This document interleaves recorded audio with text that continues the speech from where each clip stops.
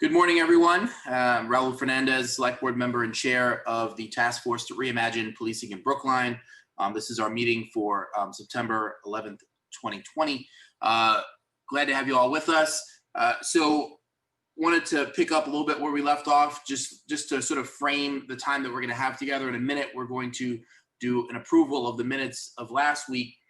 We're also going to have Devin talk briefly with us about just open meeting law and making sure that we're aware with some compliance that we need to have there. Not that anyone's been out of compliance as far as I know, but just to make sure that we're on the same page with what's required.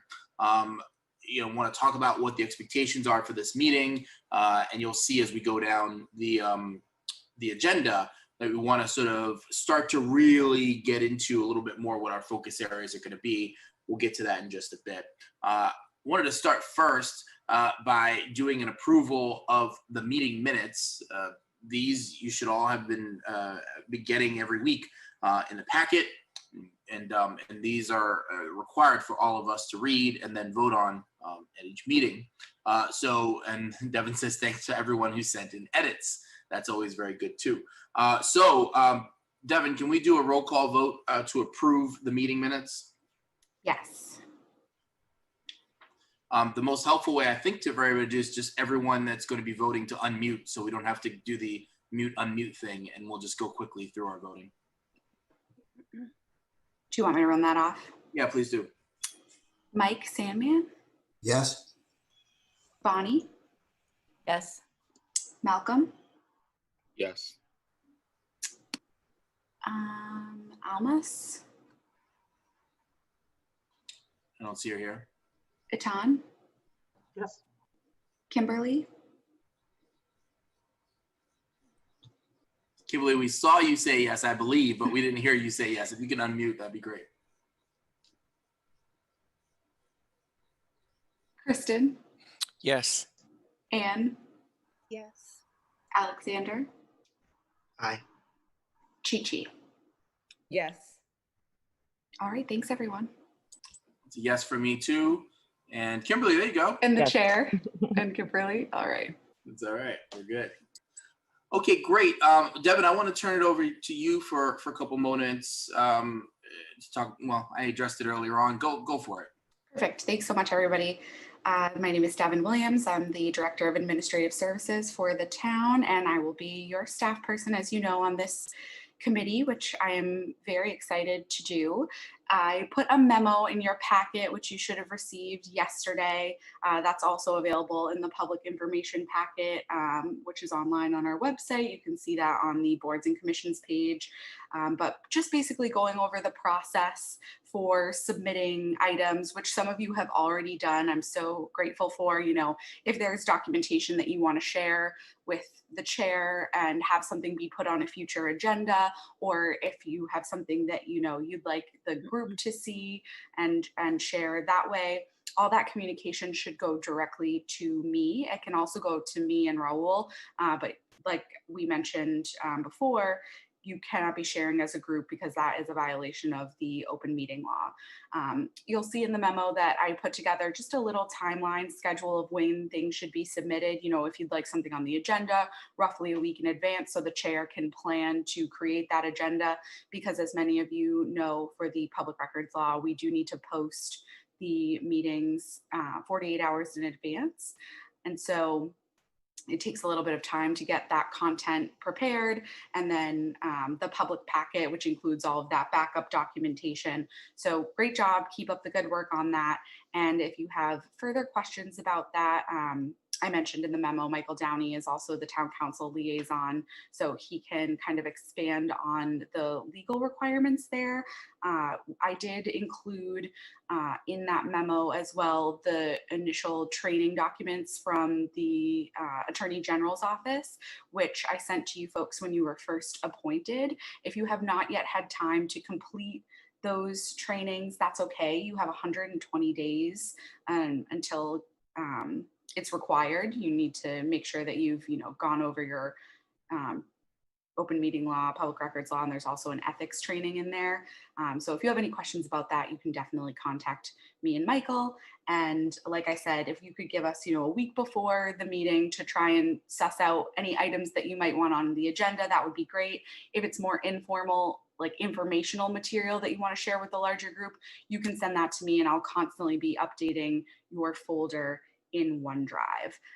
And I did mention this to the committee on Wednesday, so I'm happy to walk anyone through OneDrive if you're not familiar with that cloud-based software.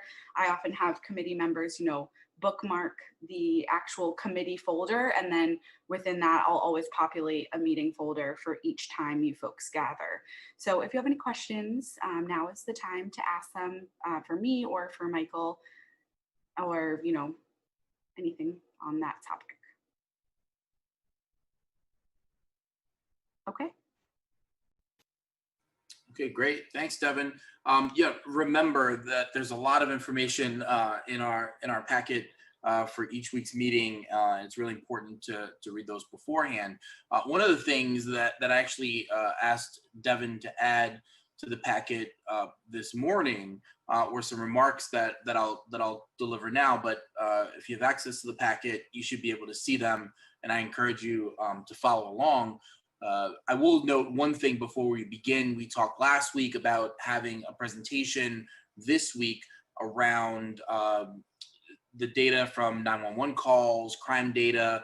We're going to need one more week to get all of those data ready to more properly present to the task force. So expect that to happen next week. Okay. What we wanted to do this week is first to have a discussion and differentiating between reform and reimagining based on a number of the questions and comments that came up in last week's meeting. And so, I wanted to start off by recentering us on the charge of the task force and to make some distinctions between reform and reimagining that I hope are going to be helpful in centering us in this work. So as our charge states, the task force to reimagine policing in Brookline will explore and recommend new approaches to public safety and policing in Brookline. The task force will utilize a data-informed approach to interrogate our current model and provide a distinctly alternative approach to public safety. The charge goes on to make clear that our role is first to seek to understand our current approach to public safety, something we began to do last week, and to understand how certain populations, including but not limited to communities of color, are experiencing policing in Brookline. Ultimately, we're tasked to explore and conceptualize alternative models of public safety and to consider which police functions are better suited for other departments. For all its merits, what our charge does not do is draw bright lines between the reimagining work we're asked to do versus the work being done by the Reform Committee. This is a challenge we'll face on and off during our time together, and I'll do my best to help guide us to do the work that's firmly within the realm of reimagining while redirecting questions about police reforms to the appropriate committee. I'll also work with the chair of the Reform Committee and any of its relevant subcommittees to manage communication when there's an overlap in our interests. So what's in our purview and what's not? Well, that's really up to us, but I'd like to propose that anything that involves improving the way police currently function is actually a matter for the Reform Committee.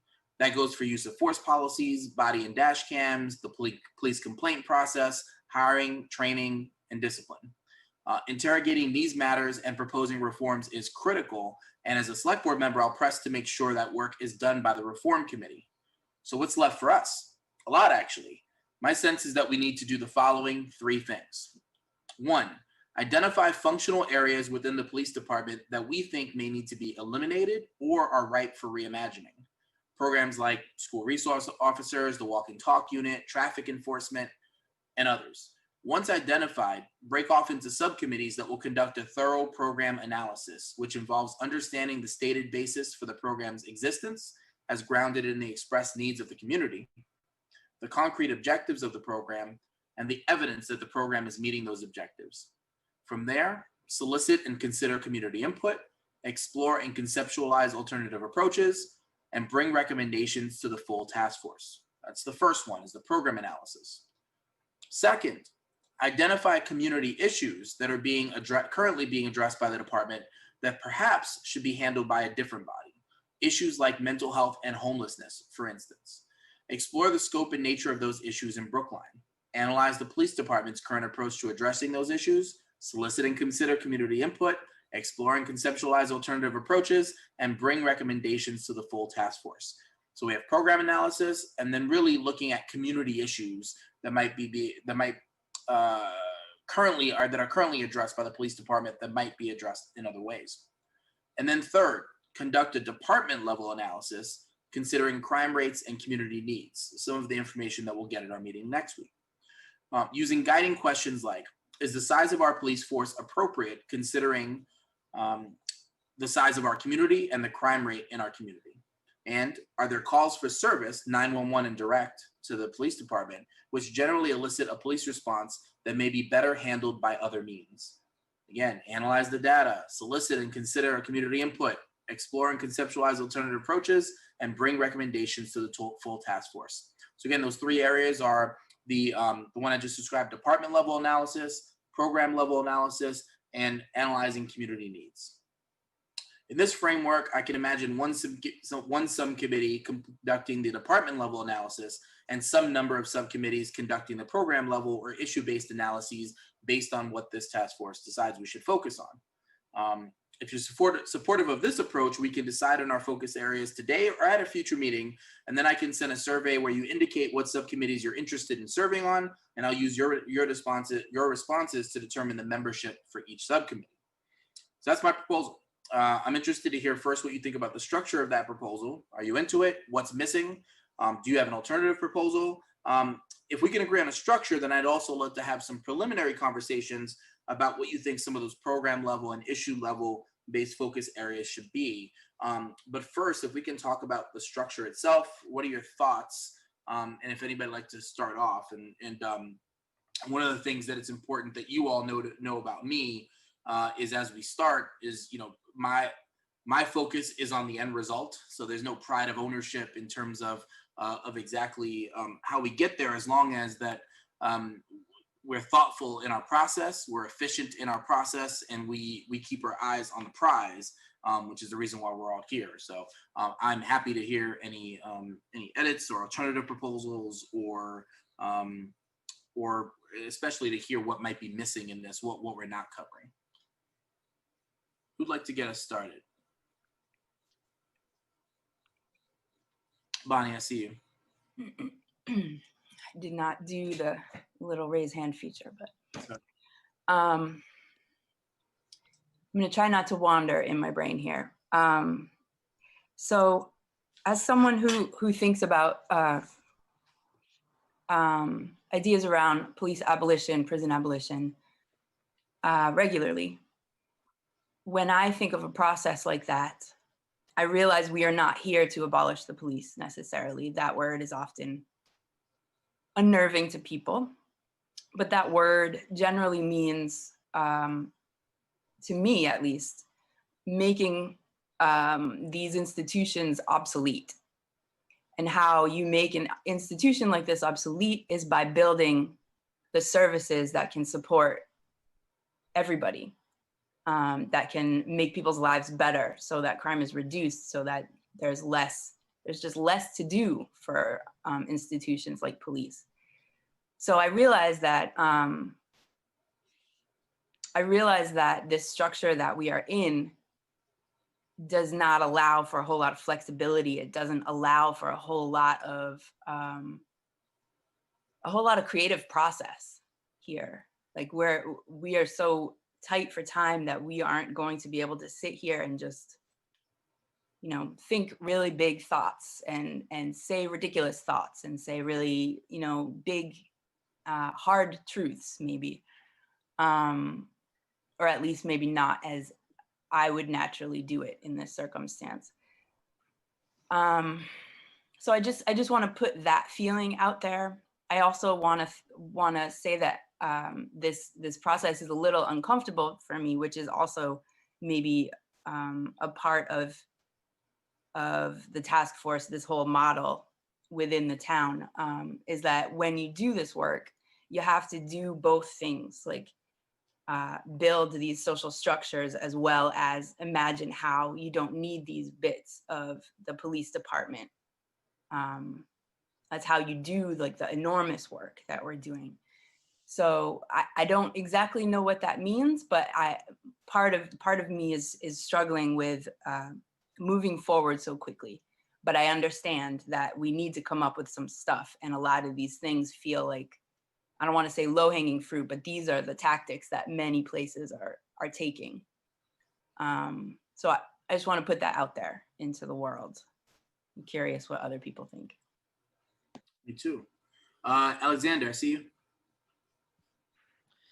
So I very much agree with, I think one of the things underlying the proposal here is that I've felt a little bit in the last couple of meetings we have been talking a lot on reform subjects.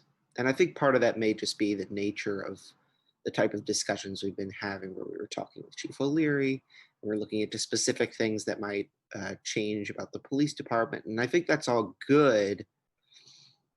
And then this sort of touches on what you were talking about, Bonnie. I think what would be really useful today, and I think this is very much part of what you're proposing, Raul, but tell me if I'm wrong, is today, in addition to talking about the specific parts of your proposal in terms of issues beyond that aren't currently specifically addressed by department structure, and issues that are specifically addressed by department structure, and hopefully breaking into some subcommittees to talk about those more directly. But what we can do today is to do the type of brainstorming that you were talking about, Bonnie, of tossing big ideas out there. And I think we were doing some really great brainstorming in the last couple of weeks, mostly on reform-minded subjects. I think we got a lot of really brilliant, dedicated people here. We're all really interested and want to get this work done. And I think this is a really useful structure for a course correction. Thank you. Almas. I just wanted to make sure to clarify when you talk about conceptualize, alternative. I'm assuming that we're going to look at other states, other countries. Like I'm assuming that's built into it. I don't know whether people have already started looking at that, but it'd be really nice to gather some materials and talk through some of those issues together as a group, even before like the subcommittee part. Only because I think it'd be really good for us to. So I'm assuming that's going to be part of this whole thing as far as looking at what other states or other countries are doing. Yeah, that's always one of the sort of with any of these committees we've got to figure out is what's happening in the subcommittee versus what's happening in the full committee. And we can make those decisions as we move along. I will say that the subcommittee work is what helps committees move faster toward their goal. It can be a lot more difficult when we've got everyone that needs to be involved in every single conversation. The good thing is that these meetings will all be available, the subcommittee meetings, I mean, for folks to watch later if they need to, or so because work is happening in a subcommittee doesn't mean we won't be able to see what work is happening in that subcommittee. The public will, and we certainly will too. So I think the answer, that part is the critical part. I think we do need to focus on analyzing the programs that exist and looking at the issues that police are handling that might be better to be handled in another way. But ultimately, the charge of our task force is exactly what you said, is what are alternative approaches to this? So there's going to be a lot of need for investigation into what people are doing in other parts of the country, but also in other parts of the world. And I also, the idea around conceptualizing is being open to the idea that while there may not be a perfect model we can take from somewhere else and simply implement in Brookline, we actually may be able to be, to pioneer a new way to approach some of these issues. So I don't want to take that off the table. That's why conceptualizing is part of it too. To be able to, for us, this group, to say, we think there might be a better way to do this. We don't have a whole lot of models out there that are addressing these problems in these ways, but we're willing to do the work and come up with something. Okay. Chi-Chi. Hi, thanks, Raul, and thanks for putting together the remarks, putting together the ideas of the subcommittee and thinking about the structure.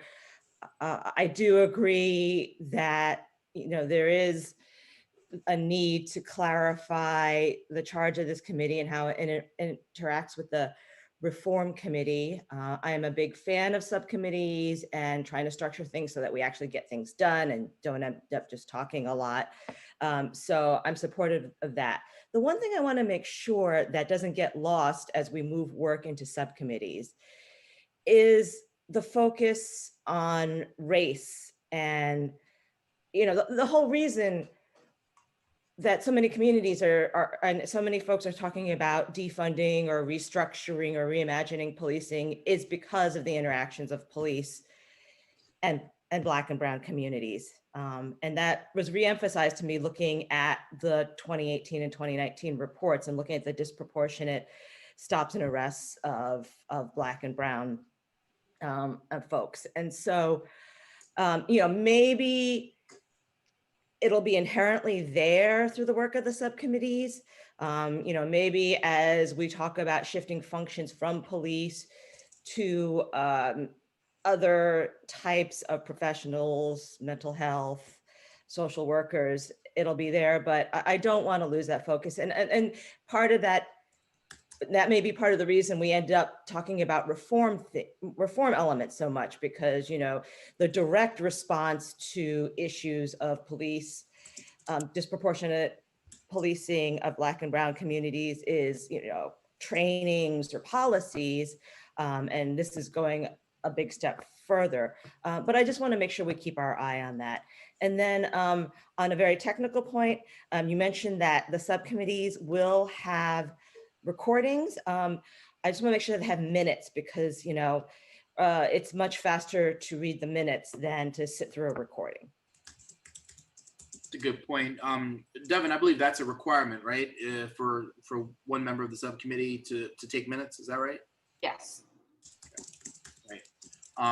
Yeah, I also want to say, just briefly, I read through for, I don't know what number time this is now, at least the most recent annual report from the police department. And just thinking about what Chichi just shared, I was struck by one line, after having read the whole thing. It says the police department continues to provide a high caliber of police service to the community while ensuring that race and gender bias are not a factor in the delivery of those services. And then, in reading the report, you see the great disparities, and particularly for Black residents and non-residents in terms of stops and arrests and you name it. And so I was surprised to see a line like that, and I think we do have to interrogate that a bit. And at the same time, I'm also mindful that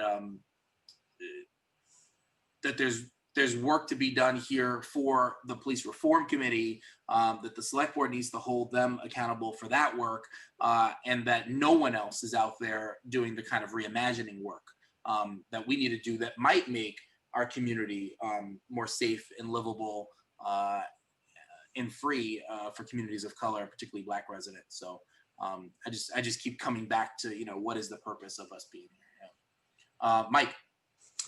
Yes, thanks, Raul. One thing that I wanted to actually ask about, and Mel may be able to help out with this. The last year, just about almost a year ago, the town meeting authorized the hiring a consultant to look at equity issues and across the town, really, but looking with some focus at the police department. And the search committee talked to, I think there were ultimately 3 finalists, and the person who was chosen is from Texas, and we were a little surprised by the really very high quality of his proposal. That he knew more about Brookline than some of us did in some ways. And so he was engaged before COVID-19 hit. The contract was all put together. That work, if there's some way that we could integrate that work, assuming that it's going to go forward, into what we're doing, I think we can get some extra research power and perhaps some interesting commentary from him. And Mel, maybe you can tell me where that stands, or tell us. Sure, sure I will. You're referring to the consultant that we just hired. Now, it's not just police. It's a town-wide resource, and the idea is to have somebody on the ground helping us do racial equity work within our departments in the big umbrella of GARE, which is the Government Alliance of Race and Equity, which the town belongs to. So, I think that person could be a resource to the committee. We should explore that. I'll talk to Lloyd Gelano, our Director of Diversity, who's the project manager for that. But again, it's not just police. It's a town-wide approach that will be working in each department, including police. Right, and the town-wide part is actually what's interesting to me because Bonnie's comment was right on target, saying about we're trying to think about reimagining what the police department does, but the police department, I think there was a reference in there to society at large in effect, and this guy's going to be looking at Brookline at large, and something I've said before is that the police are a mirror of the citizens, and if that mirror gives us back a picture that we don't like, one of the things we have to do is approach, is deal with that, and what I'm hoping is that we'll be able to integrate what he's doing with some of what we're doing to integrate what's out there with the public at large and the impact that it has on the police. Maybe I could suggest I will send around a little bit of information about the consulting scope of work, a little bit about the company that's been hired. I'll talk to Lloyd Gelano a little bit about this, and we'll see where we go. But generally speaking, we want our consultants and our staff to be resources to our committees. So I would say generally yes. And I see Lloyd is sending some information out there about the company, but we will follow up. That's great to hear. For those watching at home, what Lloyd's saying on the chat is that Bird Guest from the Racial Equity Group is aware of this process and will attend future meetings. That's terrific. Mel, thank you for that. And Mike, thanks for the question. I'll also note that there should be a community engagement specialist, being hired as well, that will also work out of Dr. Jono's office.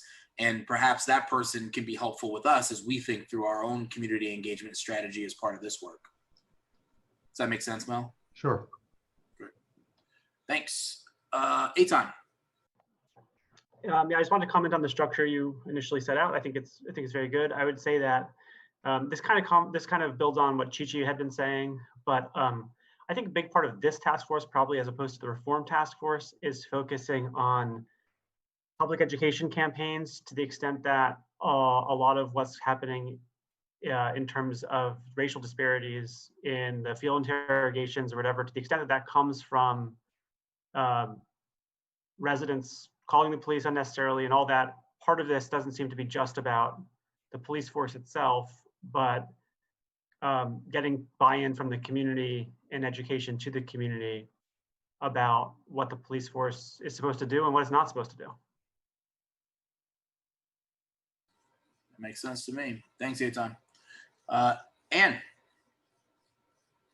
Hi, yeah, I just want to add a little bit to what other folks have been saying. And Bonnie, thank you for opening up the discussion the way that you did, because I agree with what your approach is and what your thoughts are about this process. When I was reading through the materials for today,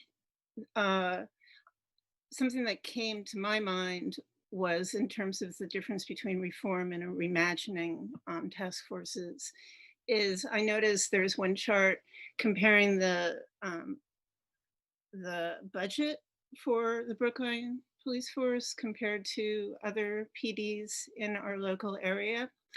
And my first thought when I was looking at it is that's useful, possibly more for the reform committee, in my opinion, because it's not so much about us reimagining what our Brookline PD is like. It's more just comparing sort of apples to apples, as far as I'm concerned. Do we spend as much money as Newton? You know, looking at the population, do we spend as much money as Somerville? We may or we may not. That may be good or may not be great, but are we comparing these PDs that are actually doing any of this reimagining work? Or are we just comparing PDs that all need to do this kind of work, and therefore those figures aren't so relevant in terms of at least what I think of as our mission in this task force. Similarly, the racial, the amount of diverse non-white police officers, law enforcement officers in the town of Brookline, to me is not an issue that really concerns me.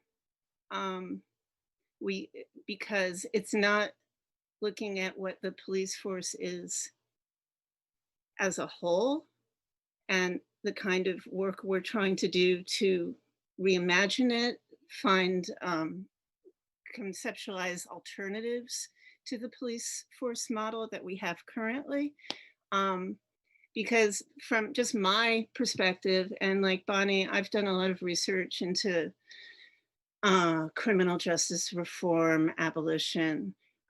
You can have a completely diverse police force, but there's still law enforcement officers, first and foremost, who get trained in a particular type of work and have a particular type of training. And what we're trying to do is look at the whole bucket and see if there's alternative models that we can use to build that are more helpful for the people, our community, people who live and work in this town.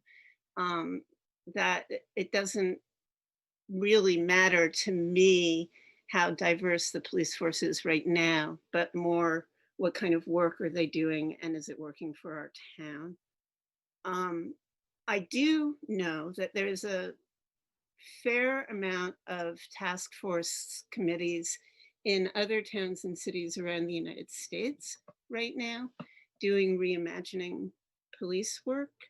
And I think information that we can find from other groups, seeing what other groups are doing who are kind of have a similar mission to what we're doing here, could be very helpful in terms of getting ideas of what people are thinking, how people are thinking of putting alternative organizations or community services in place.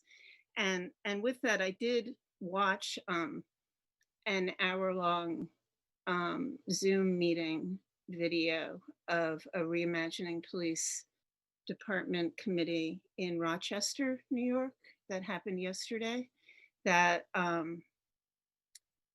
put on my Facebook page, but I'm happy to share with the group if it's appropriate. Obviously, Rochester is in the middle of their own major situation in terms of the death of one of their citizens at the hands of police officers in March. And so their work was focused around there. Rochester is a lot more diverse population than Brookline is. So there are different aspects of their work compared to what maybe Brookline needs are. But I was really taken by the panel of experts they had and the ideas and thoughts that they had in terms of starting culturally competent public service alternatives to the police force in Rochester. And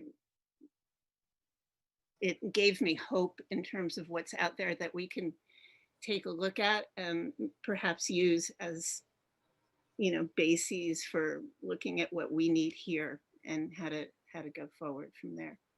So I just wanted to mention all that. And thank you. Before I forget, mindful that not everyone's on Facebook, if you wouldn't mind sharing the link to that video with Devin, we Yeah. can get it out to the entire task force. That'd be really helpful. Yep. Just briefly, I think your points are well taken. One, that just because a community similarly sized to ours spends X dollars on policing does not mean that we should necessarily. That's the entire purpose of our task force, is to consider alternatives to that. This work also comes at a time, we'll see, I think, next week. But in terms of the particularly the most serious crimes that take place, we have the lowest crime rates in at least the last 2 decades that occurred last year. So this I think this idea around reimagining couldn't come at a better time in terms of the sort of the current state of public safety in Brookline. I'll leave it there. Kristen. Thanks, Raul. By and large, I'm in favor and supportive of the plan that you laid out. I agree that the framing that you gave us, Bonnie, at the outset is particularly helpful. And I think one of the things that I find myself navigating right now in many respects is even related to the language that we're using as a task force. So as a task force, we've talked about reimagining, and we go back and forth between policing and public safety. And I think when we expand ourselves back out to public safety, we put more solutions out on the table. The way that we're thinking about public safety, I think, gives us the option then to say, does that mean mental health professionals, guidance counselors, folks that might not ordinarily appear on a line item or a budget when you're looking only with the frame and the lens of policing? It's particularly striking for me that I can't find a vision for public safety that exists on the Town of Brookline website. And consequently, I can't find a way that the citizens or residents of Brookline had an opportunity to then weigh in on what is a vision for public safety. There are lots of objectives and lots of really detailed points about what it means to execute the functions of particular departments. And those go back and forth, making reference to language around public safety or not. But we've made a bid on what we consider public safety. As I mentioned in the last meeting, it's buildings, fire, and police. And there isn't really anything else that details who came up with that vision and why we're pursuing it in the way that we are. But we don't have to turn over too many rocks because we actually have the framing that's laid out for us. We don't have to continue with it. We can redefine it and go somewhere else. But I think it would be particularly important for us as a group to continue to put the focus on public safety, which may be experienced as policing for a number of folks. But for us then not to continue to dwell down in policing as the only way that we're going to think about delivering on public safety. Points well taken. Thank you. Bonnie. I'll keep it quick because I already opened my mouth here. All of that, Kristen, all of that. So I want to say that also going back to a little bit what Anne was saying and what even before that, we were talking about consultants. I think that we will be making a really large mistake if we don't look outside of these institutions and the people that we might regularly use as consultants, because that's not what we're trying to do here. We're not trying to do what the town is already using to think about racial equity and things like that. We're trying to go above and beyond. And it would also, I think, even be disrespectful to not begin to tap into organizations that have been doing this work for years in their own community, doing the really, really important work of community engagement way better than anything we're going to be able to pull off between now and the end of this. To be able to bring them in, organizations like Families for Justice as Healing, which is just in Boston. They're phenomenal. I know we have a small budget. Maybe, I don't know how that works, but maybe we could even invest in some of that information. And yeah, I have notes here around staying away from comparing police departments doing this work with us and comparing maybe instead organizations that are also thinking like us, so that we can lift, like Kristen was saying, up above the idea of policing and stay in public safety. And lastly, I love also this idea of what is our community's vision of public safety. And I know that we are in conjunction with the the reform team in our public hearing, but I would love it if the theme of that public hearing were, what is your vision of public safety? You know, because then that makes that brings a clarity of vision to the public that's coming into this conversation through that public hearing, because I think that's really important to make sure people are clear, so that we as the Reimagining Committee can get people's imaginations really working and their dreams working, instead of just hearing about reform, which will be, you know, most likely the case. Bonnie, do you think, because I love this, do you think, it seems to me we're going to need, even if that hearing on the 30th was everything we wanted it to be, it seems to me we're going to need more than just that hearing to understand the answer for the Brookline community, this question, what is your vision of public safety?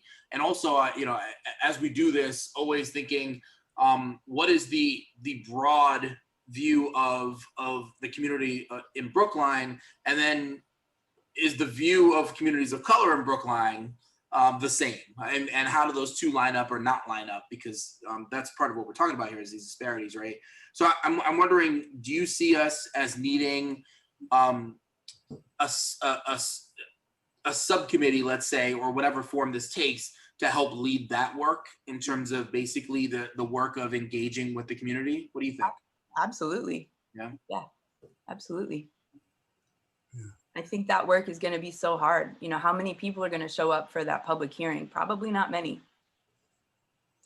So imagining that one public hearing or a series of a couple public hearings would get like a real information might be remiss. All right, great. Mike. Yeah, I just want to follow on to what Bonnie said. I think that's right. That's absolutely correct.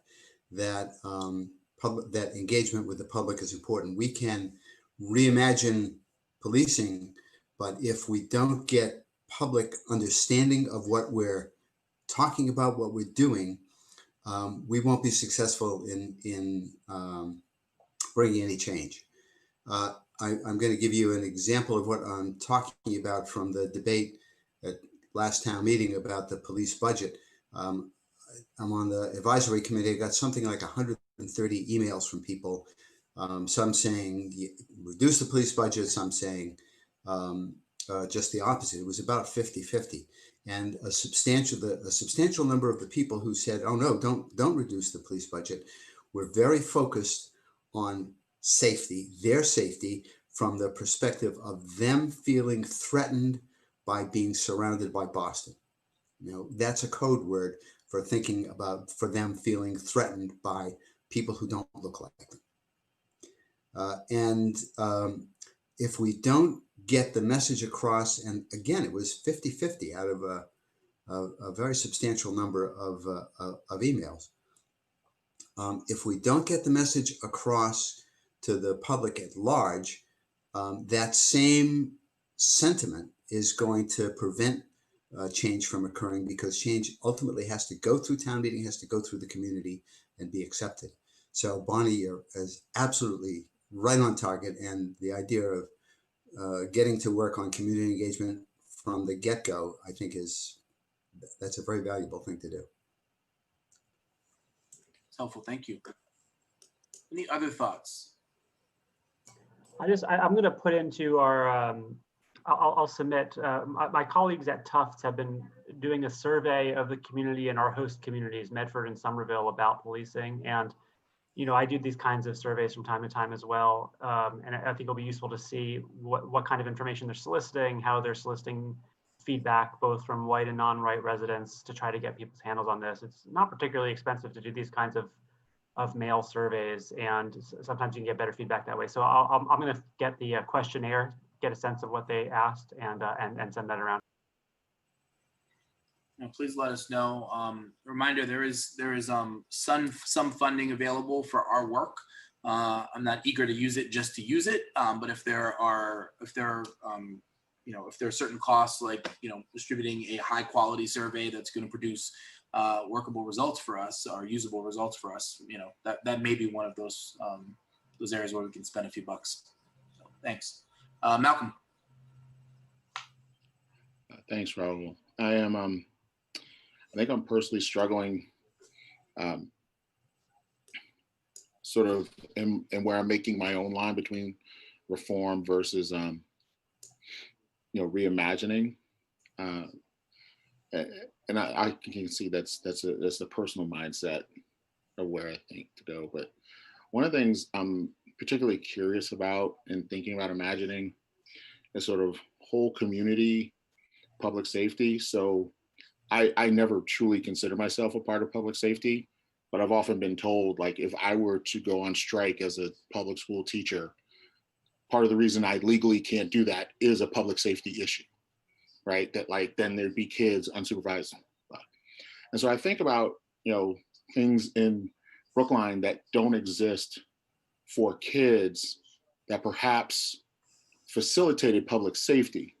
So one of my mentors, football coach who was head of Brookline Rec, Bobby Lynch, used to talk about how when he was a little kid in Brookline, there would be high school kids at playgrounds with balls and all kinds of other stuff to help facilitate kids who could just go and play during the summer. And we no longer have that. We do have some things that, started in the 80s and I couldn't justify as a kid why they started. I think I could probably justify in my mind. I don't want to do that. But in the 80s, we started to have essentially, college kids do some enforcement around playgrounds. And they were sort of interns to the police. I don't know if Chief O'Leary can speak more to that. And he doesn't really have to. It's really the point of that shift in what we saw about public safety, right? Whereas before we had people who were there to help facilitate kids and play and monitor in that way, as opposed to having more enforcement to say, make sure kids weren't staying in the playgrounds after dark, which is posted in every playground in Brookline. I think about other things like when I was, a student at what is now the Ridley School, there used to be a bus in the winter that would pick us up and bring us to Lars Anderson to skate all afternoon and drop us back off. And it was free. And my brother and I would go do it and like we come back. Well, to me, that could be seen as public safety, right? Like that could be seen as an opportunity for kids. And what I don't really know is how intertwined all those things are as a town, in particular when it comes to what Michael is saying from a budgetary standpoint, as well as a public safety standpoint. Because to get a bus that's going to go to all the public schools and drop kids off, that costs money.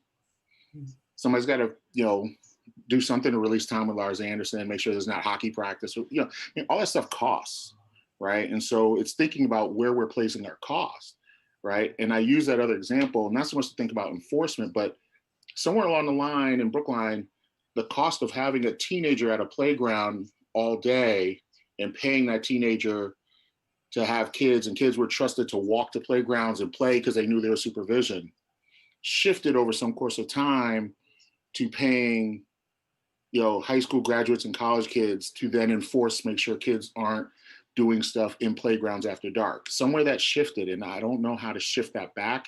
I don't know if that means like police and rec and others have to be together in that. I'm not saying police and rec don't work together because I actually know they do. But,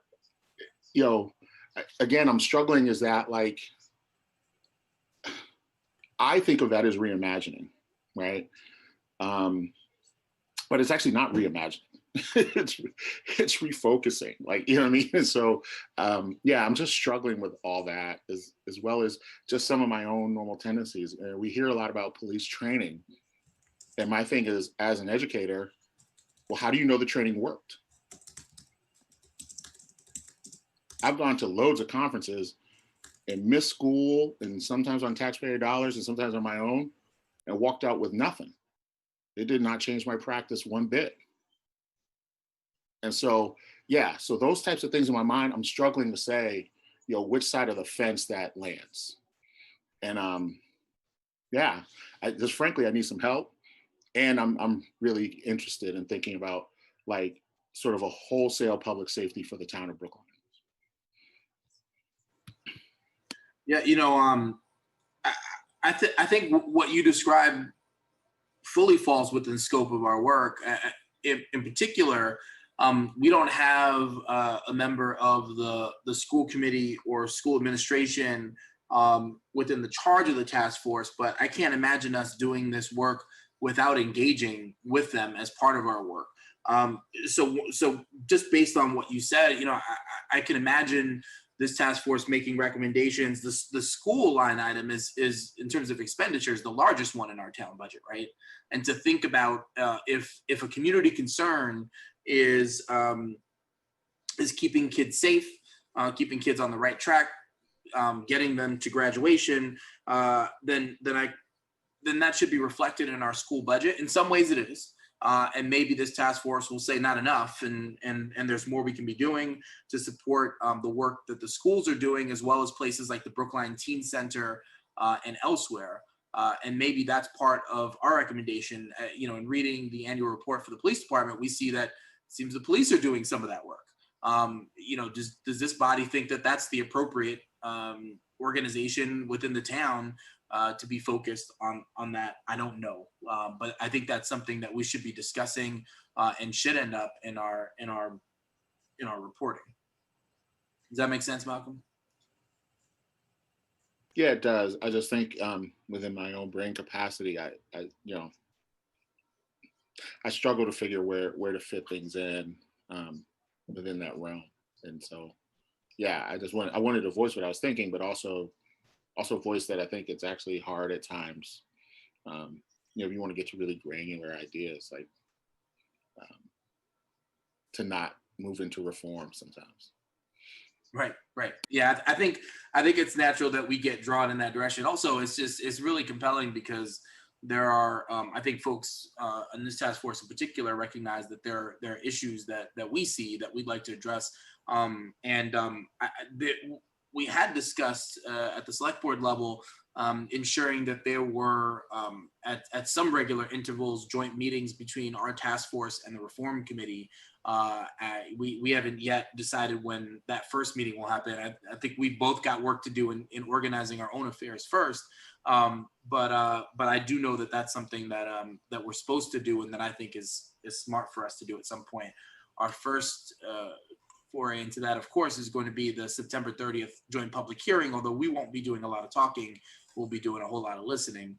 But we'll make sure to plan some opportunity for us to engage with them directly, particularly areas where we have overlap or we have concerns too. Bonnie.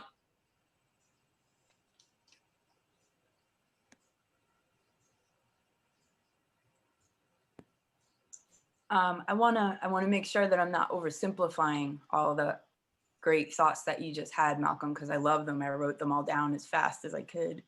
But when you say that it's hard to draw the line between reform and reimagining, what if you just remove what happens when you remove the police officer collaboration there?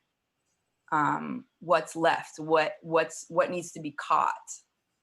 And maybe that is an oversimplification, and we'll see. But also you talked about money and that costing money, and that was what with the shifting money from the police department to social services. That's the whole idea of that. So let's say we decide that the school resource officer is not something we want to keep. That's a whole bunch of money that we can now put into busing kids to the ice skating rink. You know what I mean? And also that's very simple and probably obvious, but I just want to make sure that those are said. Like when we talk about issues with money, that's exactly it. We're investing all of our money into policing as a solution, when here we can dissolve some of that and move that money into unarmed, out of the police department solution that would be so much more I don't know, inspiring. And like thinking about kids at a playground being paid to be there to support the children, that to let my daughter go down the street to the park because there's balls and a whole community out there, that brings me joy. It doesn't make me feel safe that there's an officer, not that there is, that's not how it works, but you know what I mean? The difference between those two is exactly it. That's it. Thanks, Bonnie.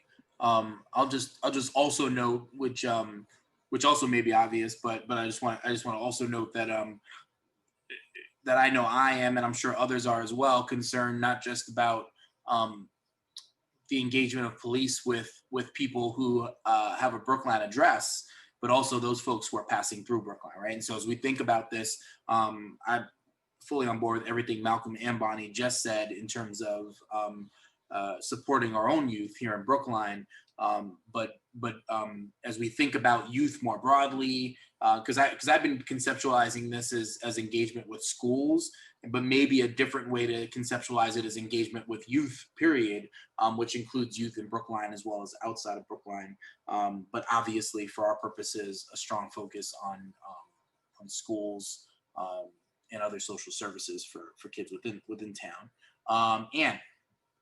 Yeah, I just, Malcolm, what you said just resonated with me so much and reminded me of a couple of years ago, there was a community interest in opening up basketball courts at the Pierce Park, the Pierce Playground, for kids, youth at night.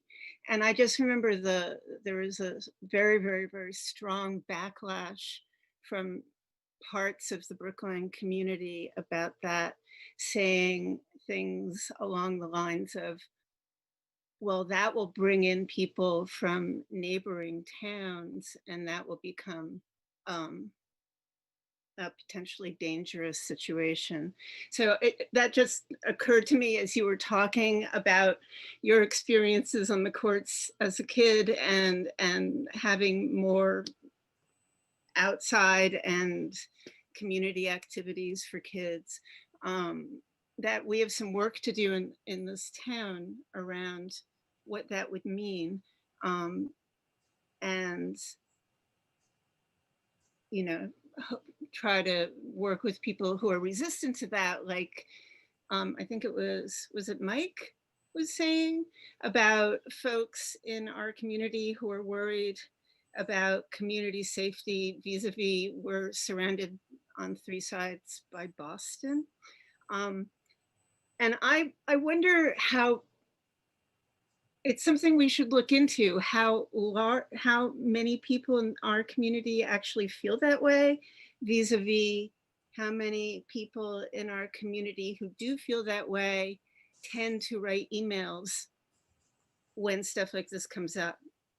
There may be a very small vocal part of our community who's concerned about that, or maybe it is a much larger part of our community that we need to hear from and try to find a way to work with their concerns, as well as provide community safety approach in Brookline that may in fact mean people from other communities around us, Boston, coming in and being part of our community.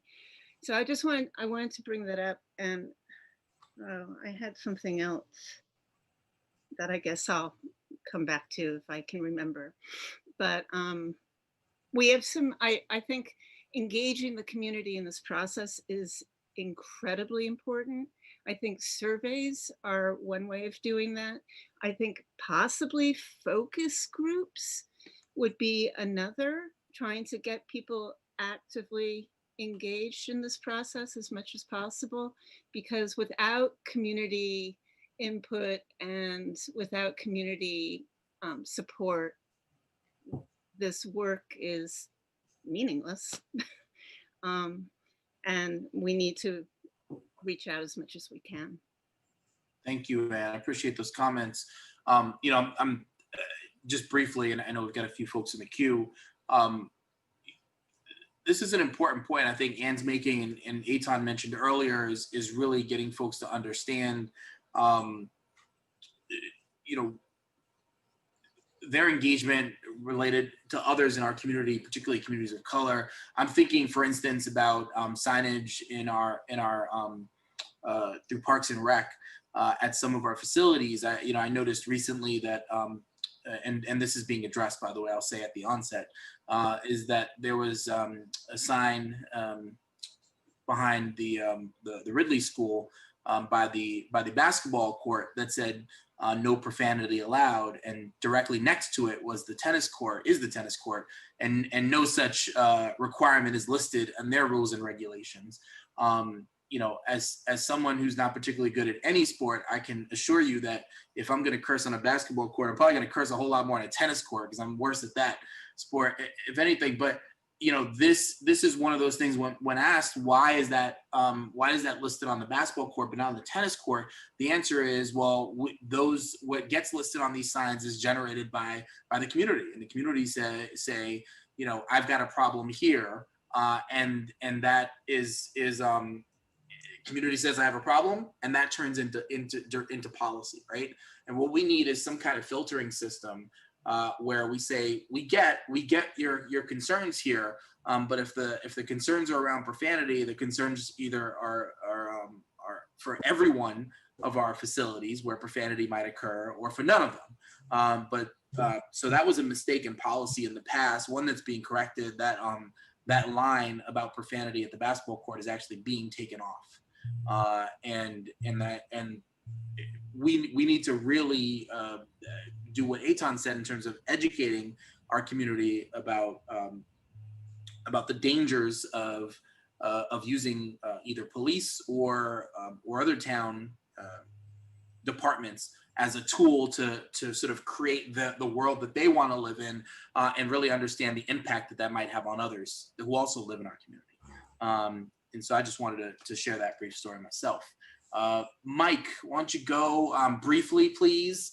And then Chi-Chi and Kristen, and I want to start to, if we're good with this approach, which it seems that we generally are, I'd like to start really digging a little bit deeper into an initial conversation. We don't need to fully decide today, but about what some of the focus areas we think, what some of the areas we should be focusing on. Mike. So again, on the theme of community engagement, Ann's comment about a survey, I think, and other people, I think a survey is a great idea. And I think we have some pretty good volunteer talent that can put in town that has done some survey work for other parts of the sort of volunteer government that can do this very effectively. The comment about focus groups is a really interesting one. I think that we would be surprised and probably shocked at what comes out of focus groups with some parts of the community. And it's really important that we know about that, because if you don't know about it, there's no way to address it. So to the extent that we can possibly do that, perhaps in conjunction with the consultant is coming up to look at equity as a whole in the town, because there is, I believe there in his plan, there are some focus group. There's an intent to have some focus groups, and sort of integrate that, make use of some of those funds in effect for two purposes. I think that'd be very, very useful. Great. Also, let's always keep in mind the timeline that we're on right now. Our final recommendations at this point are due first week of February, which gives us October, November, December, January, February, 5 months to complete our work. And as part of that is a winter break, is Thanksgiving or numerous other holidays that'll be taking place as well. So just being mindful of whatever strategy we decide that we want to employ here, that the clock is ticking, and that it's important that we get to it. So I'm all for a survey personally. I do think that that the faster we figure out what that looks like, who it is that we're trying to survey, how that's distributed, and what how we analyze whatever data we get, we've got to start thinking sooner about that than later. Eitan. Yeah, whenever you, I mean, I can talk about whenever you're ready about how much it would cost, what it would look like, how long it would take. So whenever you think it's a good time, we can do that. Okay, let's do that. Let's do that soon, actually. Let's get Chi-Chi, Kristen, Almas here, and then we'll circle back to you, Eitan.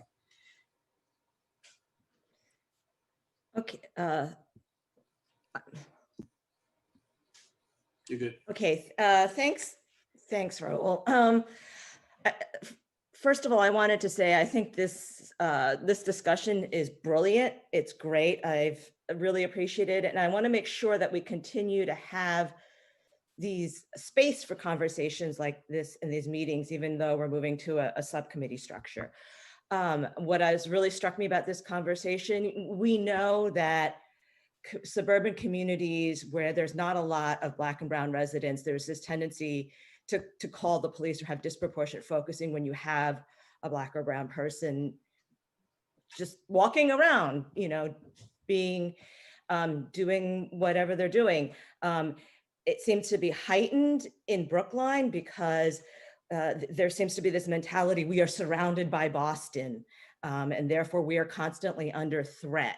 And I wonder if that is a factor in some of what goes on around here. I think a survey is a great idea. Community engagement, obviously, public engagement is really important, and we should definitely do that. I think the harder step after the survey is then educating and engaging with the public to push back on some of the implicit racism that leads to people calling the police on Black and brown folks just going about their business in Brookline. And my concern is always is in any of these efforts, we're preaching to the choir. The folks that sent the emails to Mike Sandman saying, oh no, don't defund, don't reduce the police budget because all these hordes of people are going to just come into Brookline. They're probably not the ones watching right now. And even if we do survey them, we're going to do all this great work. At the end of the day, are they going to stop calling the police just because a bunch of Black or brown teenagers is, having a good time making a lot of noise in a park? That's a good question. Thank you. Kristen. Yeah, related to what I think I hear Chi-Chi saying, I think if you heard my advocacy that we widen the lens, using your term, Raul, about widening the lens, but if we're widening the lens to talk about public safety, then I think implicit in that question is safety for what and safety from what. And I think that, as I think I hear from Chi-Chi, that the fact that there may be folks who have this vision of safety from something, I think it's particularly important for us to know that that's out there, and that as we construct that vision of public safety, we can peg those concerns against, this is the vision that we've constructed as a community. And to Mike's point, I don't think I would be surprised to hear some of the things that are in this town, because I think we live and experience them on a regular basis. So there's probably not a lot that would ultimately surprise me about it. But those perspectives are out there anyway, and they end up manifesting as police calls, community friction, whatever. So I think it would be important for us to continue to keep that frame on what are we trying to provide safety for, and there are folks who want safety from, but ultimately our ability to construct a vision that says, this is what we are trying to co-create for public safety is going to be particularly important that we establish and make sure it's regularly communicated. Safety for what? Safety from what? Thanks, Kristen. Almas. Yeah, I'm just also agreeing that this conversation has been wonderful so far. I just wanted to comment on, the community engagement piece, surveys, focus groups, and I'm trying to wrap my head around like, okay, so how are we gonna, if we're gonna break up into subcommittees, like is each subcommittee gonna do this, or we're gonna try to figure out a way to, get all these different pieces? Because for focus groups, it's like focused on one particular topic. So it's like, okay, is that subcommittee going to do that piece? I know this is probably iterative and it'll evolve as we go along, but I just want to get that out there. Like, we need to think about what's the best way. Is it, is it focus groups to start with, and then you figure out, okay, this is the survey we want to do based on that, or so again, I don't have answers. I just want to put that out there so we're thinking about what's the best way. It's a great question, and I imagine it'll probably be iterative. Although I wonder. In the notes I'm taking down, one of the things that we don't, I think there is like a whiteboard function in Zoom. I'm not good at it yet, so I'm not going to use it. Maybe one day, Devin and I could play around with that and maybe use it for a future meeting. But just so you know, what I've got written down in my notepad is now, in addition to what I mentioned before, a group that's focused on envisioning. I've put in that bucket, the survey that we've talked about, potentially focus groups, and that may also be so. And I've probably got some other notes in my pad elsewhere, but I think it's important to engage in faith communities, and there's already a group where we can partner with to do that. So Brookline Interfaith Community. I know Almas is very much involved. That's how we met in the first place, and engage in the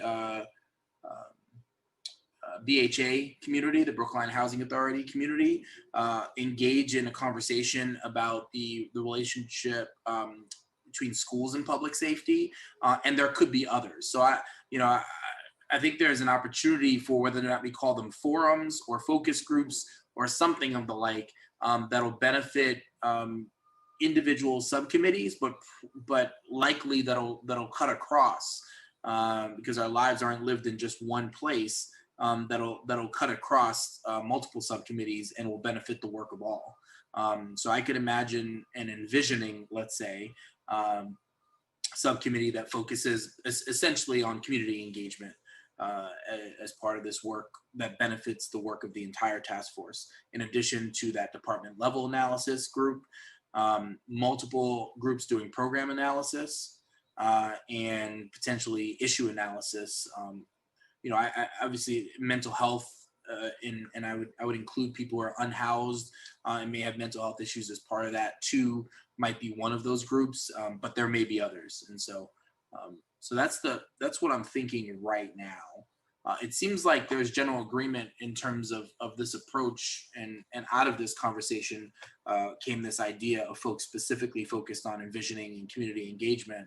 Let me see. We're actually making pretty good time. Good job, y'all. Let's bring Eitan back in to talk about what a survey might look like, and also I want to start to maybe list out. We don't need to. I'm going to write them in pencil. This is a pen, but I'm going to write them in pencil today. Potentially, what some of those subgroups might be. But I want us to be able to also take some time to think about what might be missing, or if we want to make some changes between now and maybe when we meet again next. So just know that whatever we discuss right now isn't written in stone. Eitan. Sure. So this is based on surveys I've done in the past, but also a survey going on right now that's in the process that was developed by a colleague of mine, with questions actually mostly written by exclusively a group of students of color at Tufts for the Medford and Somerville communities. So the basic structure would be, you draw from the town census file to make sure not only you have a representative sample, but probably oversample precincts or residents in affordable housing units or whatever. You have some kind of oversample of communities that are particularly of interest. Something like soliciting 25,000 solicitations. Something like a postcard basically goes out by mail with a link to an online survey. So you get about a 20% response rate like that, 15-20% response rate. So we would get, if we sent 25,000 of these out, we would get 4,000 or 5,000 responses. People can take it on their phone or on their computer. Obviously, the benefit of doing it that way is that we get the results in a easily, we don't have to convert from paper survey results to a computer. It's all kind of through Qualtrics. So basically, depending on how exactly we did the process, oh, by the way, it would cost about $1 total. It would cost probably about $1 per solicitation. So 25,000 solicitations would cost about $25,000. You could do it maybe a little cheaper.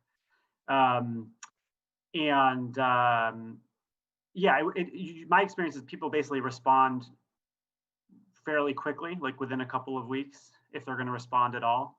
Obviously, you can kind of do it fancier and more expensive by sending out additional requests to people who didn't fill it out.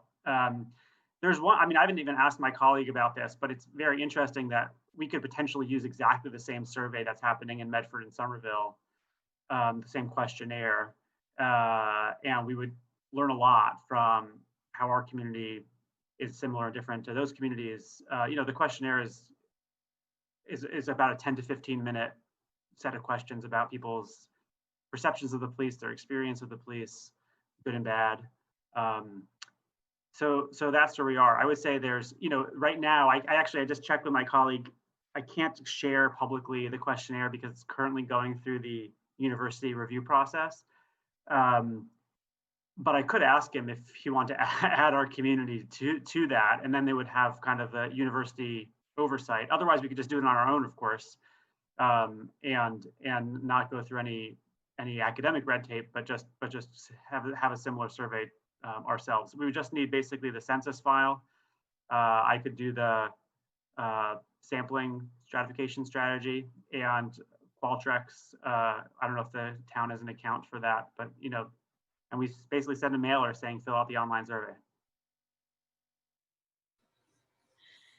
Yeah, I mean, in principle, that sounds good. I think this is one of the devil's in the details in terms of exactly what's in the questionnaire and whether it, this group feels like it meets our needs. So I guess I imagine at some point, before going down that road, we'd need to see it.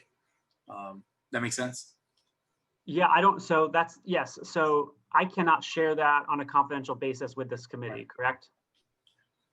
I cannot do that. Michael Downey, this is your moment to shine. This is the moment to step in. Yeah. What do you mean you can't share that on a confidential basis? What does that mean? In other words, I think because this is still going through potential changes and through the university process, this is, by the way, what I'm talking about is the questionnaire that's being developed for Medford and Somerville. I don't think I can share that. I mean, I know I cannot share that in a way that's going to be just a public document. Yeah, you're right on that. If you're sharing it within the group, it's we can't kind of seal it as a confidential document. It would be a public record. Is there any exception for like notes, like basically preliminary? There is actually, that's a good question, actually, and I'm glad you raised that point. There is an exception under the public records law for perhaps data like that would be kind of like a proprietary data. So I could look into that as to whether you sharing it, but I'm not sure it would apply in this sense because it's not necessarily the town's proprietary data. It would be the exception I'm looking for is like works in progress, and a planning document that is not that is in the works, so that we would be looking at it. Is there I don't think I'm thinking more about like a proprietary document that would be I don't think that would be like a planning document, something that's in the planning stages. But also then I'm thinking about the concern, even if that were, let's just say, something that's in the planning stages, I don't know if that would relieve the town or this group, in terms of an exception under the public records law, because it's not this group's or the town's document, if that makes sense. So I'd have to look into that a little bit more. But my first answer, my first thought is that it wouldn't be confidential, but I can look into that and try to provide a more concrete answer. Yeah. Hopefully my stepping in worked out this time. Yeah. Eitan, one of the things too that I'd be curious about, it may be that we that maybe a couple of us get a chance to look at this, or the entire task force does, and we say, hey, this is a great instrument. It actually does meet a lot of our needs, and there are a few questions that it doesn't ask that we'd like to have asked in our community. And I guess maybe a question for you to take back to that group at Tufts is whether or not the possibility exists for us to add maybe some Brookline specific questions. Right. So let me just ask one follow-up question. So the two routes here is to see if we want to kind of contribute money that it would cost and have our thing run in parallel with those others, or the route is rather that we just use that survey as a useful starting point just because it's out there in the world and go it ourselves. I don't have a strong inclination about what the right thing to do here for us is, but maybe one thing is easier versus the other in terms of the administrative process. Yeah, I don't have, I might need some time to think about that myself. Yeah, I'm not inclined one way or the other, at least at the moment. If I am inclined in one direction, I guess it would be to partner with other communities to create data that's useful for all of us. I guess I'm inclined in that direction, but maybe we can do some more research and figure out what the right approach is. Yeah. All right, lots of hands. Bonnie.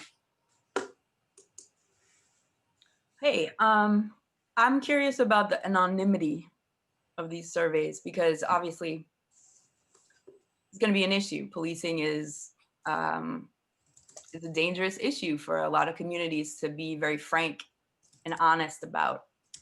And there's probably a lot of hesitation from people. I'm curious about that, but also I know there's, maybe 20% of people respond, but I think that to get real responses, and this may be moving ahead of the game, but need more than just a survey to get like the information, like the feel of what's happening. And the difference between a place like Brookline and a place like Somerville, which are very different communities. So I just want to put that nuance out there that what we're looking for specifically is Brookline. Mm-hmm. And so building trust within this community, which would be part of that working group, I understand, is going to be essential to get real information rather than just a survey. And also, I know there's a bunch of other surveys going through BHA regarding this content and other content. So we should also think about that. Over surveying BHA is going to be a problem, I think. Yeah, without question, this would need to be an anonymous survey, without question. I see Eitan shaking his head, yes. And yeah, and I agree. Then this is where I think focus groups, even one-on-one interviews, any other way, I think we'll have to come up with a community engagement strategy for our particular task force. But it's got to involve a number of different modalities, no question about it. Malcolm. Thanks. I guess I have a sort of split question for Eitan, Raul. I wonder about electronic distribution and if that's possible, and would that perhaps shave some money off? And then Raul, could it be cooperatively facilitated? So like asking steps to success to help filter to families in public housing. And I know steps, a lot of the advisors use text. And so if they had a link and they got it from a trusted person, they might be more willing to fill it out than if they got a mailer, right? Maybe working with Brookline Rec that serves a lot of families. And I just don't know, I guess, Eitan, if it's possible to actually use to like sort of, enhance efforts electronically. And then I guess, Raul, is it beyond this committee's breadth to reach out to others to help distribute? Eitan? Yeah, I'll say two things. First on I think in terms of anonymity, or, I think one benefit of going through a university is, you have the official institutional review board, it's confirming if people have any questions, there's a number to call and all that. I mean, we could basically set up a structure like that without that. There are a lot of ways to make it, I would say, more accessible or get the word out more. I think that will just unfortunately probably add time. So I think there's probably a balance here. Usually, my experience on these surveys, is, you get a pretty representative group, even if you're only getting 15 to 20%, and basically how you're unrepresentative. In other words, enough about what the population is that you surveyed versus who actually sends something back to know exactly, what the basic biases are. But yeah, I mean, I think that it's pretty. I think it's kind of complicated if you were to do a randomized mail survey and then do a lot of non-randomized parts and you have to figure out, like, okay, well then when I see the whole data, do I understand what I'm being representative of? So I don't. I think it could add some trickiness to it, but we could do it. I mean, it really depends on what we're looking for. I do think that it makes sense to have both of these approaches. I think getting 4,000 people to give us their take on this, on these questions, it's something we can't get from opt-in focus groups. But from focus groups, we'll get stuff we can't get from this. So I just think these are just both tools in a toolkit. And look, I'm actually not even pushing the survey thing if we don't need to do it, but I just think it is something we could do in this time frame with a little bit of money, and we would come out with some, I think, pretty clear data about, especially on race, what white residents and non-white residents, or by neighborhood, what folks in different neighborhoods think about the police, their expectations about the police, their level of comfort with the police. I think we could get that pretty quickly, and that what I think that really does inform is essentially to what extent this is actually a public relations or a public education issue we're facing versus the balance of that versus the police department itself. My hunch, and it sounds like other people's hunches too, might be there's a lot of work to be done on public education. And I think one of the goals of the survey is to say to test that intuition. Mm-hmm. I'll just add that I think if there is a link that either a Brookline specific link or a link that's a general link that's being shared on these postcards, I don't see why we couldn't also leverage partnerships that already exist to help increase the response rate through steps, through the teen center, through potentially Parks and Rec and others. We'd of course have to work with the town administrator and relevant departments to do anything on the town side, and then partner with some of the social service organizations and others more directly as part of our work. So that seems within scope and also not particularly onerous either to partner with those folks to do it. We've got these relationships. We should leverage them, especially if they're going to result in higher turnout from populations that we unfortunately don't engage with enough, and don't have those usual pathways of getting feedback from. So that makes sense to me. Okay, I've got Chi-Chi and Ann, and then I want to start. Well, let's see what Chi-Chi and Ann have to say. They might take us in an even better direction. Go for it. No, sorry, I'm still going to talk about the survey. Yeah. I had a question, and then related to that question, some thoughts. So the question is, with respect to this issue of confidentiality, maybe if Eitan could tell us what the timeline is looking like for this survey to come out of the Institutional Review Board review, and it might be a moot point if it's coming out in a few weeks. Out of that process so that it could be publicly shared.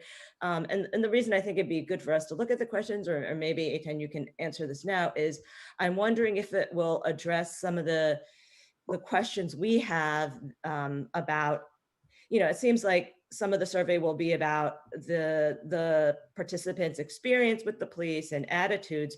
But I wonder if it will get to some of the issues we're talking about here, where you've got a mostly non-Black and brown community, and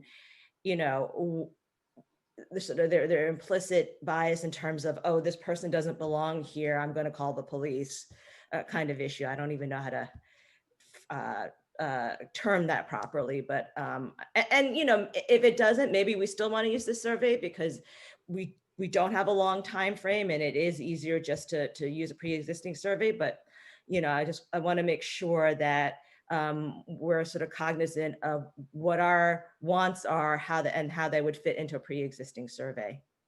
Yeah, it's a good question. I mean, I would just say for one thing that Medford and Somerville are not the same kind of communities themselves. And so I think that that kind of sensitivity is probably already baked into the product. What I would suggest is seeing, so they're going to go to the field next month. That's the plan, about a month from now. And so again, they would have results probably by, early November. So one option is for me to just approach that group and say, is it even theoretically possible to add another community? What would that look like? And if it is possible, then I think we have the conversation of like, how can we get access to those survey questions to make sure it works? My guess is if we started making large amendments to the survey, which would then have to go back to the institutional review board, it would be a different process. And if it is not a possibility or it doesn't make sense for us after we look at the questionnaire, then we can take additional steps. But I think first is maybe just finding out, is that theoretically possible, and then we can obviously have some chance to look at what's going on over there. But like I don't know budgetarily whether it's possible. I don't know if it's the commission wants it. I don't know if the town wants it. So there's I think a whole bunch of decisions that have to be made about that. All right, thanks, Chi-Chi. Anne, and then Mike. Yeah, so on the same subject of the survey, I think it sounds like a really interesting survey, and it would be great to have Brookline be part of that database. But what I'm hearing, first, I'd like to know more about specifically what the survey is trying to accomplish. And maybe you said this early on and I just zoned out and missed it. But if it's just about folks' perceptions and experiences with the police, I'm not convinced that that's the mission of this particular task force. I would be more interested in finding out from our community their thoughts and feelings about reimagining the police, not so much what their experiences have been with the police department to date, but what their thoughts about what might be different and might be more workable for Brookline. So that feels to me like a completely different survey. I am by no means a ton, but I've done a number of surveys myself. And I wonder if we couldn't just put together a quick and dirty survey committee or do it as part of the whole group and come up with the types of questions that we as this group are interested in learning more about from the community, and just do our own survey, maybe even be able to get it out sooner and get data back faster. And then maybe also contribute to the survey that Tufts is doing down the line. I'm just wondering, in terms of the mission of our group, how the Tufts survey kind of matches up with what we're tasked to be doing here. It's a fair question, and yeah, we'll need to. It's a fair question. We just and again, devil's in details what those questions are. I will say this in terms of relative to constructing our own survey is I don't know that there's a such thing as quick and effective survey construction. You start getting into the wording of questions, and is this going to get us the right response we want? And I can see multiple meetings where a group of folks are trying to figure out what the exact right questions are to ask our community. Absolutely, but there may also already be surveys out there by other groups doing reimagining police type of work that we could build on.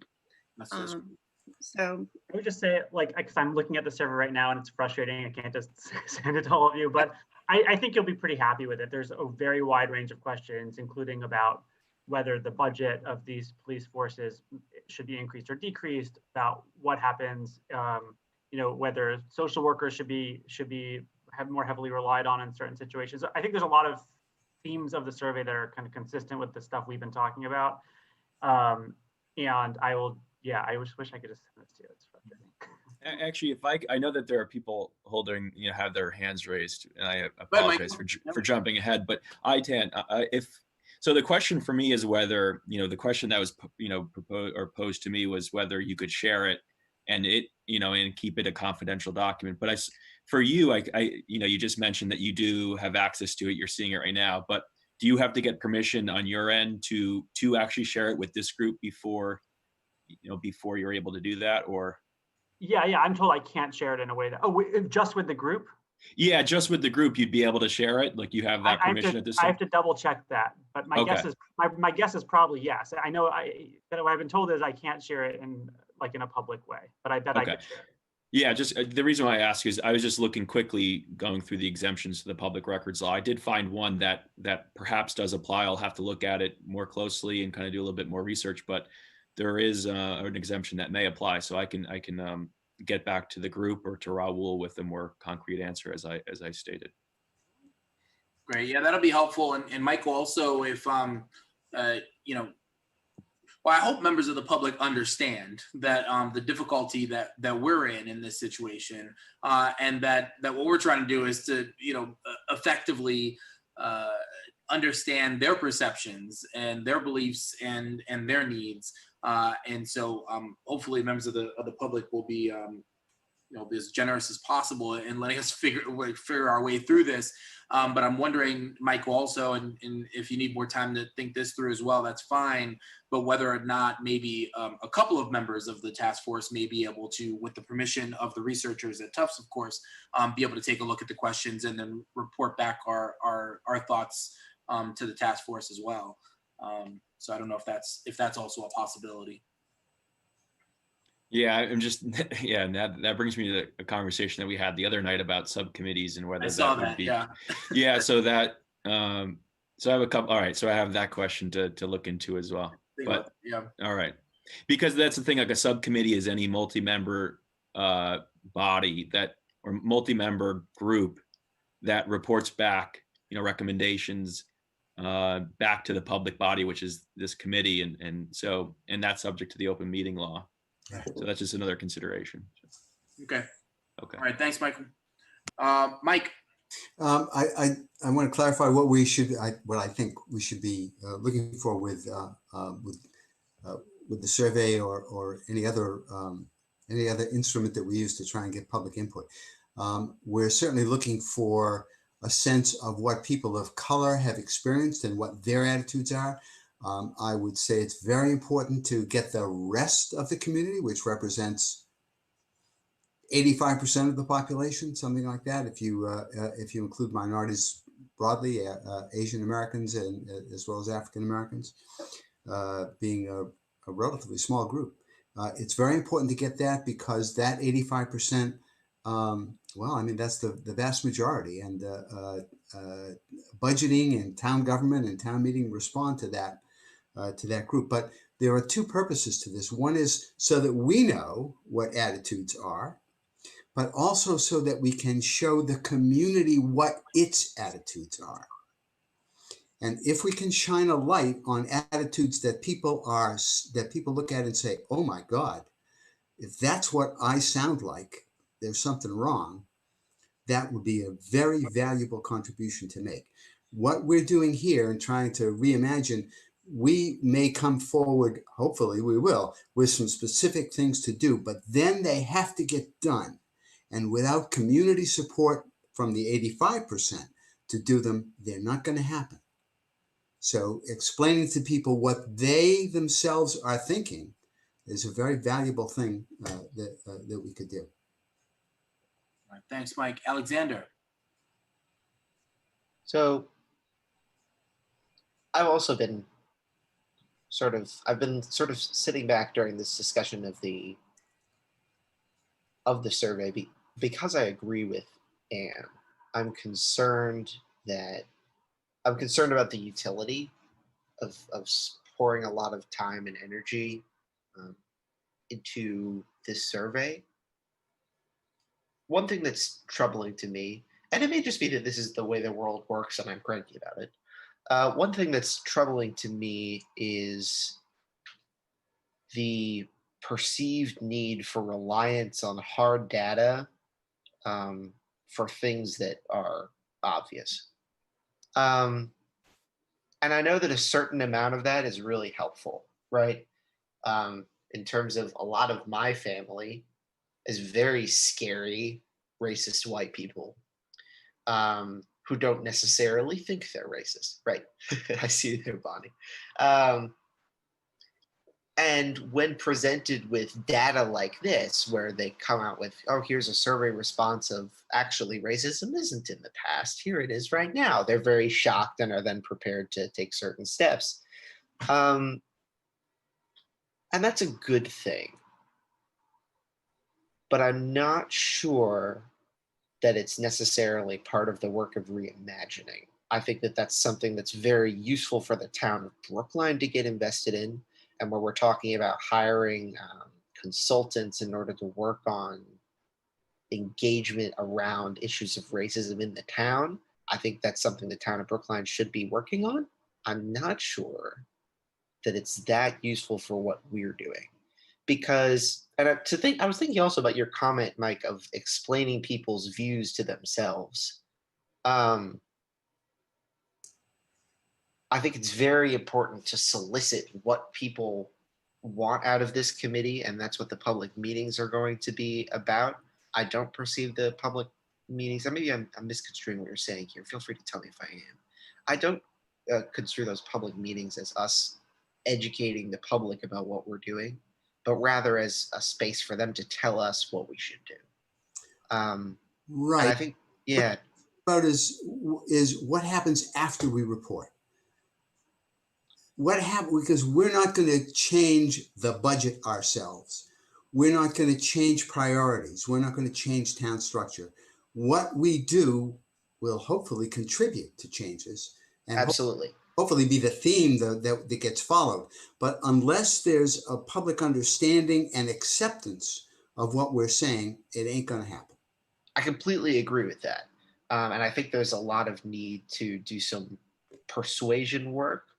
But I'm not sure that a survey is the best way to tackle that, right? Of like getting buy-in and getting people on board and doing some persuasion work for people who are like, yeah, you know, you guys created this committee. I'm not yet convinced it's necessary. That's going to be part of our job, I think.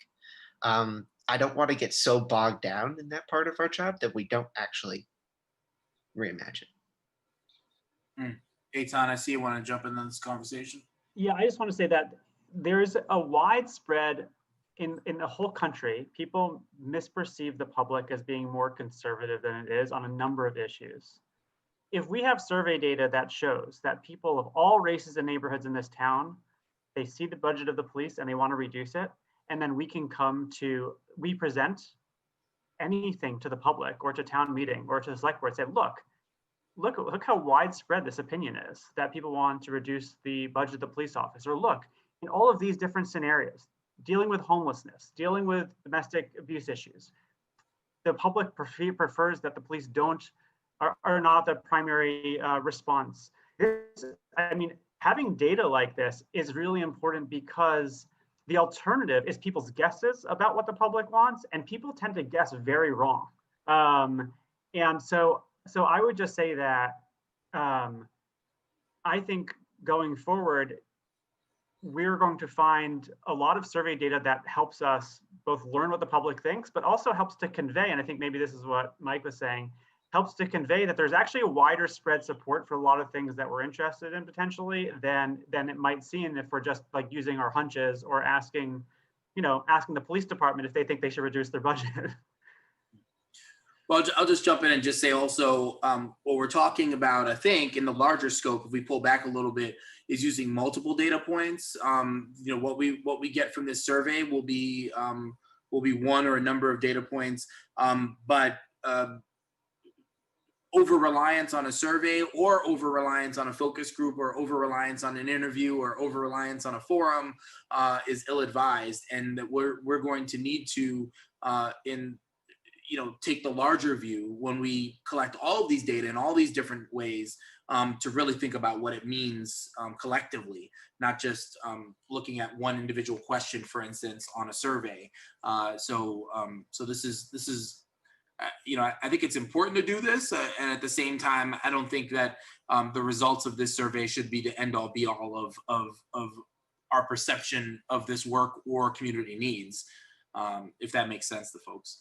I'm mindful that of two things. One, we've got 13 minutes and I've got 3 people in the queue. Let's run down the queue and then see where we are at that point. Almas, go ahead. Thanks. Yeah, I'll be quick. So I'm just listening to the issues about survey and the difficulties, and somebody said there's things out there that people have already done, and I'm wondering whether 1 or 2 people from the committee can look at the internet, like what's been done, what are the surveys. I just saw something from Pure Research that did it. There's tons of stuff out there on police reimagining. So if we're all going to try to do it, it doesn't seem efficient, but 1 or 2 people look and sort of gather the information, whatever they can find, bring it back to the committee. And then we have perhaps some targeted focus groups if we decide to do that on specific topics that come out of that. Again, there's so much stuff out there, as somebody else suggested, and I just want to say that perhaps we should have a couple of people look at that. Yeah, I agree. Kristen. I will also be brief. I wanted to revisit a comment that I made earlier in talking about public safety from and public safety for. And I don't think that what we're after is trying to enable the public safety from the things I feel threatened about. I think what and similarly, I think that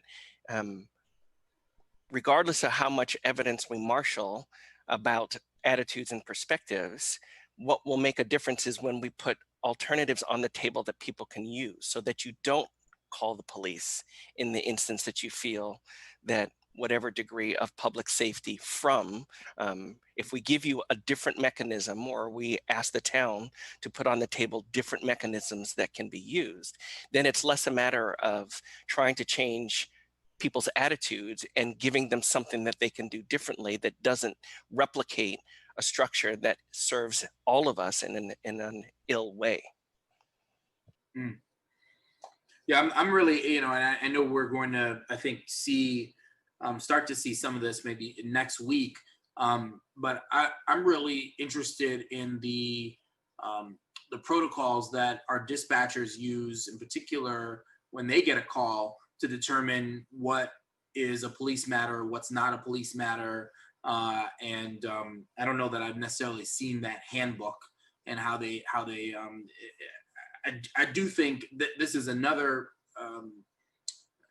body of data that already exists that is also going to help us understand. We can ask the community what they need, and we can also look at why they've called, to see what it is that they need or think they need or are concerned about, why they've called 911, why they've called the police department directly. I think that information is going to be really helpful to us too, and I'm looking forward to seeing it. Bonnie. Yes, I agree with that. And as someone who went through the incredibly painful process of trying to make a police budget amendment in the spring, having that hard data and the numbers about who thinks what might be appropriate is good, but it's also on the side of the work we're doing. It's the backup, in my perspective. It's the work that putting that information over here for when we're defending what we're going to do after we make our recommendations is what that feels like to me. And the work here is the nuance of the conversation and the trust building, to be able to get this information from people, to have real conversations about what may have happened to them, and what, that experience next to this person's experience, how we might catch these things in a different way is a lot more nuanced than filling out a survey. Both of them are super valuable, but I think one is the reimagining and the other is the support. And also, as someone who is who eats this information for breakfast constantly, in our OneDrive, because I'm a dork, I've been uploading lots of resources for us to use that have a lot of different perspectives, a lot of different ideas on reimagining. This is the work, I know Almas was saying that people should be doing this research. That's the research, that's part of it right there. It's all packaged beautifully for us. There's more to be had from that, but especially for us with all of our time constraints, pop a podcast in your ear. There's a bunch of amazing articles on the appeal about these ideas. It's all, if you use the link that we were first given, because I noticed that when Devin sends a link, it only goes to this week's folder and it's a little hard to navigate back. Make sure you go back to the very first email to use that link, and it will give you the whole folder with all of them, or the whole folder with all of our folders in it. In there is a resource folder, and I made a whole document with different podcasts, different books. There's even free PDFs in there, free audio books. All of it is free. There's a million resources in there. Please read it, because I do all the time. Yeah. And Devin, I just want to make sure that that folder that Bonnie's talking about, is that available to the public as well? No, nope, this is internal, but I can take those materials and put them on your page, on the boards and commissions page. It's tough with the packet if it's not tied to an agenda item, like general information. It doesn't really have a place in the packet, but I can put those materials that are transferable on your board and commission page. I think that'd be great if we can make a home for that on our webpage. Bonnie makes an important point. She always does, but the idea that we're going to need to provide support for the recommendations that we're making. I think part of that is going to be really thinking about, is this the right time? I think it is, based on everything that I've seen and read, is this the right time to do this kind of work? Are there functions that are better suited for other departments, or issues that are better handled in other ways? I think that we're going to need to provide some evidence that that's the case, and there's that work, whether it happens now, 2 months from now, or before we produce our results, our recommendations, that work needs to happen, because there are the work of this task force needs to overcome the status quo, which is a very powerful force. Folks in positions of power, in order to maintain things the way that they always have been, all they need to do is say no. They don't have to counter your arguments. They don't have to win an argument. All they have to do is they vote and they say no. And so the work of this task force needs to be persuasive in order for whatever recommendations we decide are necessary to actually be enacted. So that work, that's also part of our work somewhere along the line, and any data we can collect along the way, I think, is going to be helpful to that. All right, we've got. That's my point about how we need to make sure that whatever we do gets carried forward. I'm one of those people who you would point out and say, well, that guy, he's one of those people in power. And I've seen it time and again that people don't want to change because they just don't want to change, because it's right or wrong or whatever. They're just happy with what's going on. We have to make them unhappy. All right. Just under 5 minutes left. So here's what I'm going to propose is that for our next meeting, we start to dig down into maybe what the idea around. I know we want to have a group that's doing some envisioning, but what programs come? This is your homework. Come ready to discuss what programs are currently exist, and the best place to let you saw former Chief O'Leary's presentation last week, but the annual report, the 2019, the 2018, you can go back in time, but particularly the most recent annual report is a great place to look to see how the department organizes itself and what programs are currently out there. I've identified a few. You may have other interests. We'll decide as a task force what what programs we want to conduct an analysis on. I've got some like preliminary questions that I think will be helpful in performing an analysis, but I want to talk about what a program analysis actually looks like. We can discuss that, as well as issue analysis, right? So there may not be a program specifically focused on issues related to the unhoused or homelessness, but that might be an issue that we want to dig into. There are probably others. This is where you all come in. So please take a look at that annual report and think about what units of analysis we want to focus on. That is, what programs, what issues that might be a good fit for a subgroup or a subcommittee to start to look into.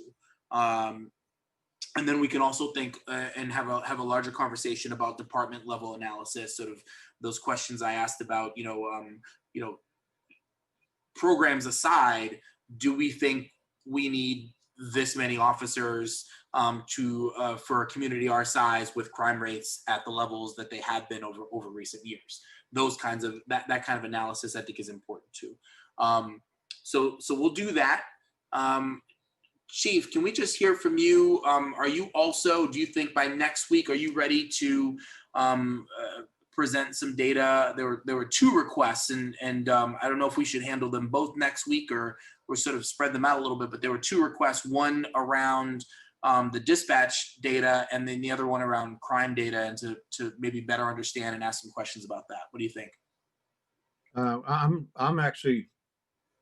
I'm planning on having both, putting together a PowerPoint and sending it out, breaking it into the crime data, the 911 calls, and then we're doing an analysis of all of our CAD calls over the 2-year period and give you the high point and the low point. Was that last term you used, CAD? The CAD, the computer aided dispatch.